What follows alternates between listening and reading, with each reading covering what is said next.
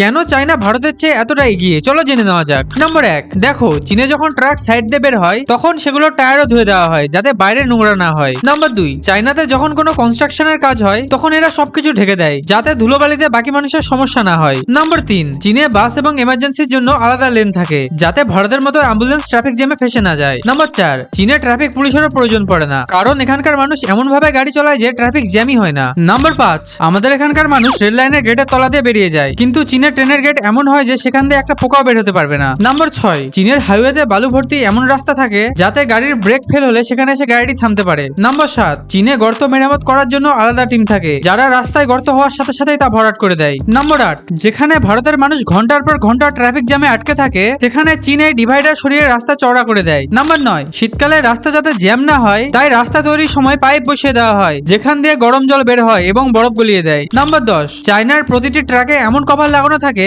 যাতে কেউ লিমিটের চেয়ে বেশি মাটি লোড করতে না পারে। ঠিক আছে, চায়না যেতে চাও কমেন্টে জানাও। আর ছেলে হলে ভিডিওকে লাইক করে দাও, আর মেয়ে হলে চ্যানেলকে সাবস্ক্রাইব করে দাও।